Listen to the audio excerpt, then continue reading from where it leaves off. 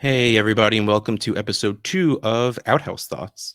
I am super glad that I actually decided to do this again because I thought I would be way too terrified after just deciding to spill a 21-year-old secret I've literally never told anyone before to a bunch of, I mean, hell, most of you aren't strangers at this point, but I'm here. It's happening again. What I'm going to do with this, man, I still don't know. Like, is this just going to straight up be my therapy, which, man, it'd be cheaper than going to real therapy, right? Is this going to be something where I just come and complain about things because I do love me some complaining? Is it going to be, where I come and talk about topical things going on?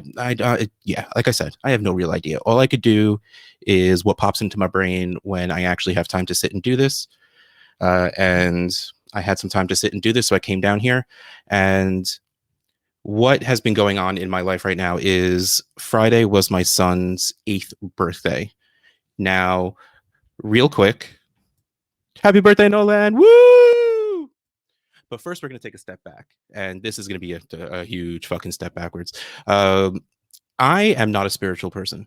I don't believe in fate, karma. I don't believe everything happens for a reason. I 1000% believe in coincidences.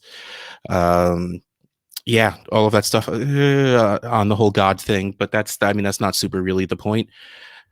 But let's just put that what that is. In fantasy football, I 100% believe in all of that stuff. I believe in karma, which is why I don't trash talk during the season because it will absolutely come right back at me. I practically am Pedro Serrano praying to Joe Boo for his bat to not be afraid of curveballs anymore, which if you don't get that, go watch Major League 1 and 2, skip the other crappy ones because 1 and 2 are fantastic even though it's baseball. Just go watch it. There you go. Okay. So, had a tough time getting out of my brain for a second, which hey, happens to all of us, right? So the reason I bring that up is, like I said, Friday was my son's 8th birthday. And if you were to have like a picture timeline of my life, when I hit 8 years old was then like emotional fragmentation galore started happening. It's just like, again, the iffy on the God thing. If there was one, he's like, yo, this kid, we're just going to do a lot of shit right now. Like his life has been good, but now let's just. So when I was 8 years old, man, let's put this down. All right. So my parents got divorced. I got Lyme's disease. I got glasses for the first time. My great grandmother died, which was the first real death in my family, and my grandfather got sick, to which he would die a year and a half later. So that was like a lot of things, all within a very similar amount of time. Um, what, one at a time, right? So my parents getting divorced. I mean, nowadays, see, that's the thing. Nowadays, it's a big thing. 50% of marriages end in divorce.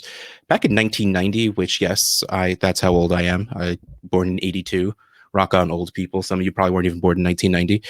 It wasn't a very common thing. Like, I learned what divorce was. My parents told me they were getting divorced. And, that sucked.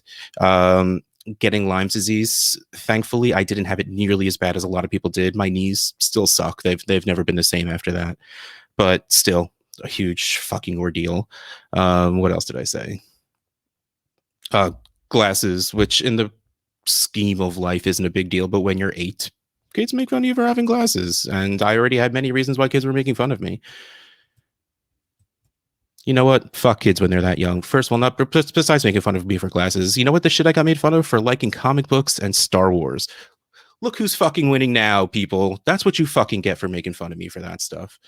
But what else did I do? My great grandmother died. Well, man, that was a fucking mess in the first place. If you've never dealt with anyone with Alzheimer's, that was fucking terrifying. My last memory of my great grandmother, she was like in her upper 80s. She was like this small little thing in the first place. So she was just curled up in a bed and started asking me if I was Walt Disney. Yeah, that's the last memory of my great grandmother. And then my grandfather, who was the exact opposite. He was like a beast of a man, like this huge burly person, big uproarious laughter. I have a pinky ring of his, which still is big on my thumb. And I am now a grown man, no less. I think I was like 13 when my dad actually gave it to me. But yeah, so all of this stuff started happening, and I sit and I'm like, crap.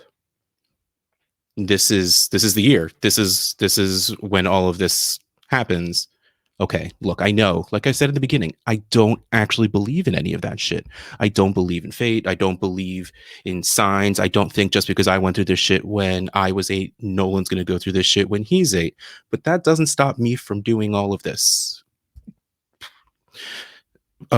So yeah, so I've been freaking the fuck out about all of this stuff. Like the only thing, literally the only thing on that list.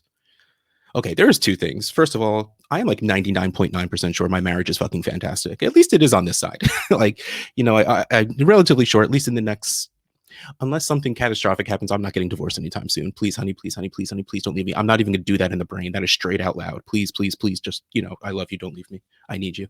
But also, Nolan doesn't have any great grandparents, so he can't lose any, right? Like, that's a good saying. That's a good thing is absolutely wrong, but I guess it is in fact a good thing, right?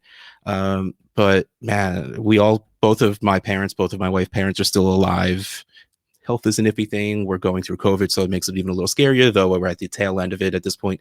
And it seems like everybody made it through okay. Everybody's vaccinated. Everybody seems healthy enough, but who the hell knows when it comes to health? And yeah, again, at some point, I will do uh, one of these about my health, which was we'll call it a fun ride for a while.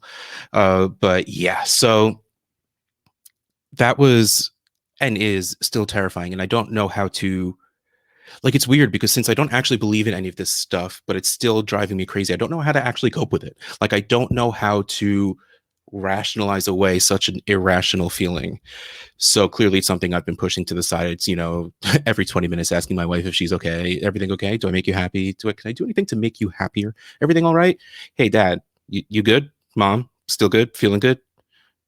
Your parents didn't come back to life and are about to die again, right?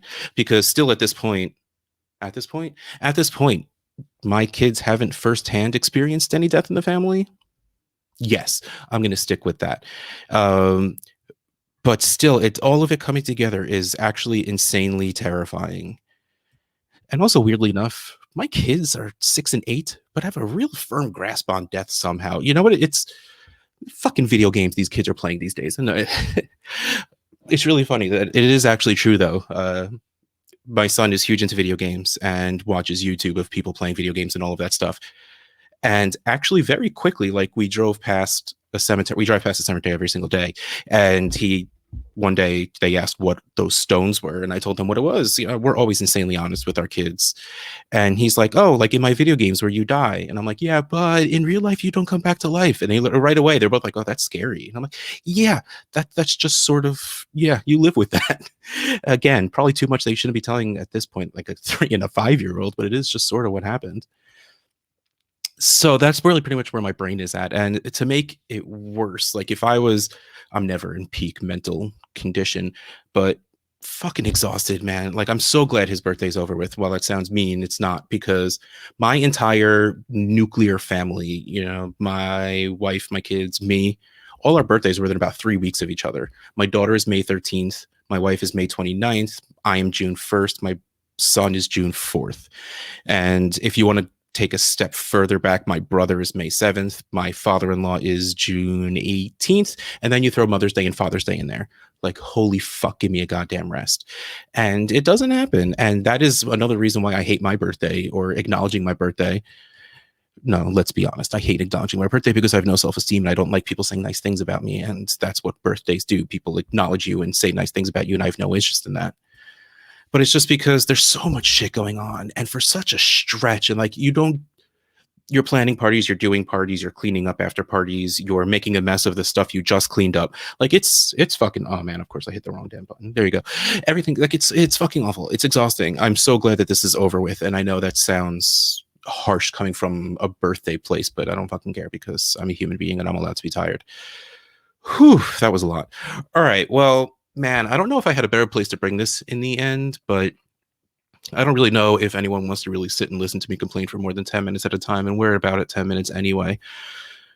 But yeah, so I'm just gonna, recap is the absolute wrong word, but man, like, I don't know how to justify that asshole being afraid of things that are completely irrational that I don't even believe in. And it's not one of those things like last week where I was talking like I say that I don't care about, the attention and I don't care about any of this. And I sort of kind of do on the inside. Like I legitimately just don't at all 100% believe in fate. I mean, maybe next week or maybe fuck it, even maybe tomorrow if I have the time during lunch. Maybe I will do the episode about, my health and all that stuff. That will definitely take more than 10 minutes. Uh, but yeah, it's just so strange that it's like my brain needs something to be upset about. My brain needs something to worry about. So it drums up all of this shit. And the thing is this going to magically stop when he turns 9? Like, first of all, I don't want to have to wait 362-ish days because it's the 7th for this to stop. But like, will it magically, if I do go through the next 360 days, is it magically going to stop? Like, just because he turned 9? Fuck no, of course it's not going to.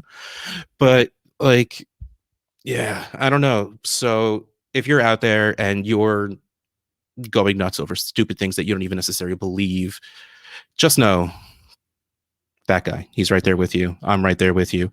And man, that's it. Like I have to figure out how to say hi and bye on these things because now it's just super awkward. It's just like, all right, well, I guess I'm done. I don't want to talk anymore, but how do I get rid of it? Just fucking say goodbye. All right. Bye, everybody.